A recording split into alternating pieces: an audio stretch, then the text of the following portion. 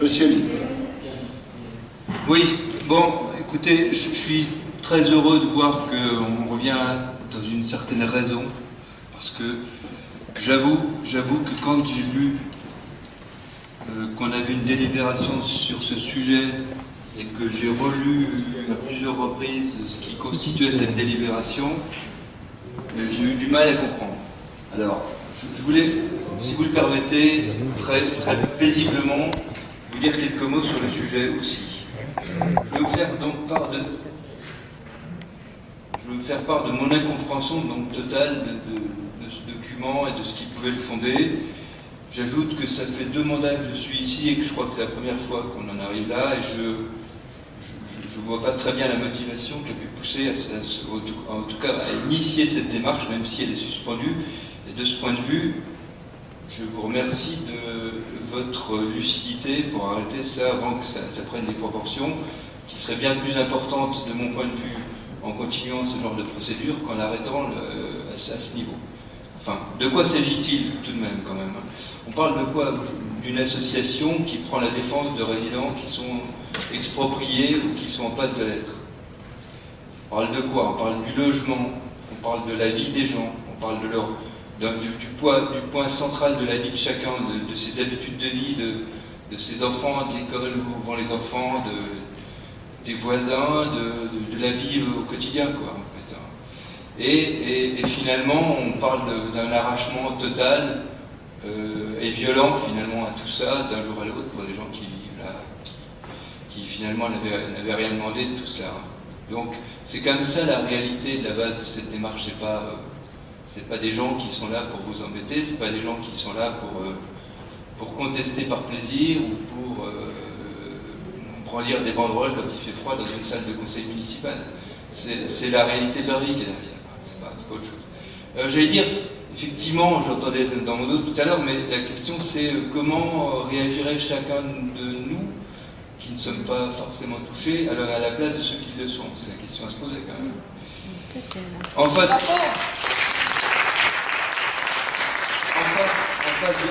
de ces gens, sans faire du misérabilisme, parce que c'est pas le sujet, mais on a quand même un petit peu un show à l'américaine du groupe Bouygues qui est un groupe qui est là pour faire du commerce aussi, donc versons pas dans l'angélisme, mais quand même des renforts de publicité, d'arguments forts pour faire de la vente, d'affiches, on va faire un vrai quartier écolo responsable comme si avant il était je sais pas quoi, enfin bon, tout un argumentaire de vente, et finalement aussi, c'est pas faux de le dire, quelque part des ventes sur des biens, sur des zones qui sont même pas encore libérées par leurs habitants, y compris contractuellement parlant, quoi, j'allais dire.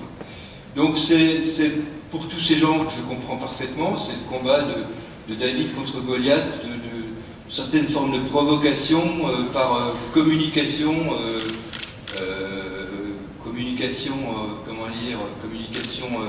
commerciale interposée, quoi.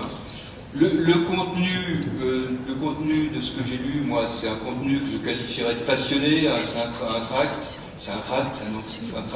c'est quand même fait pour toucher les gens, pour mobiliser, pour susciter la réaction, faute de quoi on n'en fait pas, quoi. On ne peut pas mobiliser les gens, on ne peut pas susciter justement un mouvement pour défendre des positions. Donc il faut bien que des fois ça aille peut-être un petit peu au-delà de la bienséance qui est appelée de vos voeux. Mais j'allais dire, si on parle de ça,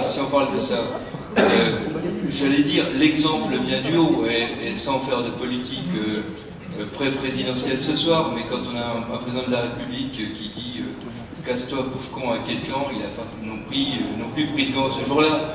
Quand on a un ministre de l'Intérieur qui trouve que toutes les civilisations ne se valent pas, ne peut pas dire non plus qu'il ait mis de l'eau dans son vin ou qu'il ait mesuré sa parole. Donc vous voyez bien, monsieur le maire, que monsieur Lee, à notre tous les partis. Bien sûr, mais permettez-moi quand même de vous opposer un peu ce qui vous concerne aussi. Donc vous voyez bien que bien au-delà de notre petite vie municipale, des débordements, il y en a tous les jours. Et j'allais dire, entre nous soit dit, que dans les tracts qui sont distribués dans les campagnes électorales, d'un côté ou de l'autre, il y a souvent bien pire que ce que j'ai pu lire là. J'ai jamais attaqué les adversaires de Bacra. Vous pouvez vérifier, j'ai tous les tracts de toutes les personnes. Monsieur Révillon, je ne suis pas là pour vous faire un certificat de bonne conduite ou un procès, c'est pas le sujet. Je vous respecte et vous le savez, on n'est pas dans ce débat. Mais je dis bien que le débat démocratique, il est des fois un peu plus sanglant que ça, et donc là, il n'y avait pas de quoi fouetter un chien. Il n'y a pas d'attaque sur les personnes, il n'y a personne de nommé individuellement. Écoutez, c'est parce que peut-être vous vous sentez nommé, ma chère dame, mais il n'y a personne de nommé là-dedans. Il y en a de nommés, dans Changement d'air, il y en a de nommés. Permettez-moi, monsieur le maire, de me fonder sur le document qui faisait l'objet du débat ce soir. Donc sur le document que j'ai sous les yeux, personne n'est nommé, et donc je me base là-dessus. Donc il n'y a rien vraiment qui nécessite un tel déferlement de procédures, etc. Alors par rapport à tout ça, la démarche effectivement paraît, j'allais dire, bien dérisoire. Alors pourquoi cet acharnement? Et pourquoi continuer à s'opposer, j'allais dire, de manière presque caricaturale à des gens qui ne font que défendre légitimement, de mon point de vue, leur vie, leur famille, leurs repères. Alors,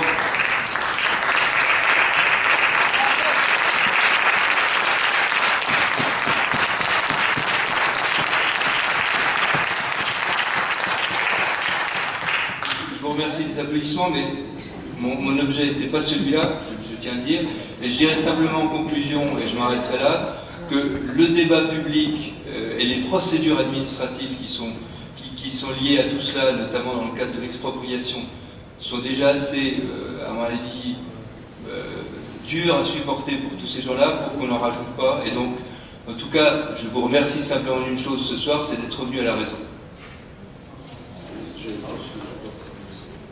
J'ajouterai quand même, juste pour conclure, on m'a donné votre opuscule à la gloire de Bois Colombes Ensemble, et il y a une petite citation, je ne pensais pas le dire, mais quand même qui est très belle, qu'il faudrait quand même retenir, c'est « La devise de la commune résume parfaitement son caractère chaleureux ». Alors je ne suis pas un roi du latin, mais c'est « Cinque nidus, à chacun son nid ». Merci.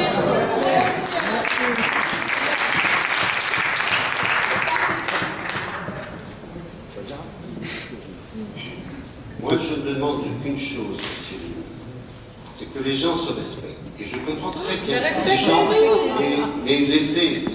Je comprends très bien que des gens puissent ne pas être très heureux des projets que l'on peut avoir. Je dis que des projets sur le Nord étaient nécessaires. Qu'on essaye après, de façon ou d'une autre, d'atténuer le coût moral ou autre que ça pour les personnes, c'est une chose. Mais je dis que de toute façon, il fallait intervenir sur ces quartiers. Et il y a quand même beaucoup de personnes à le penser.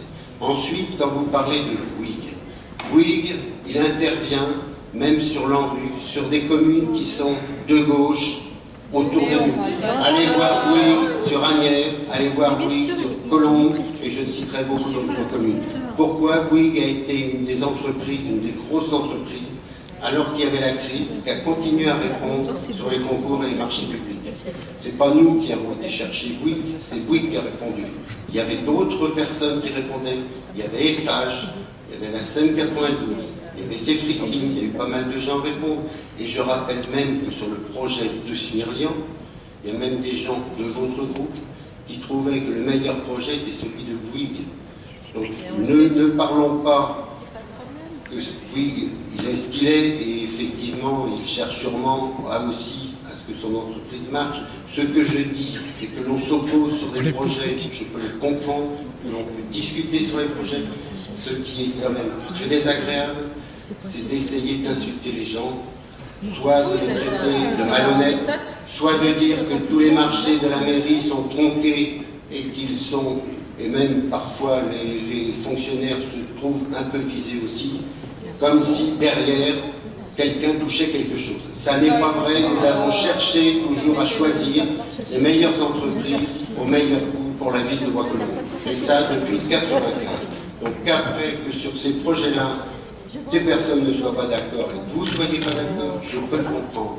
Mais entre être contre des projets et insulter, il y a quand même, pour moi, une différence. Et je trouve que la politique a tout à y gagner, que les gens ne passent pas leur vie à s'insulter, mais plutôt essayer de discuter pour trouver les solutions les plus acceptables.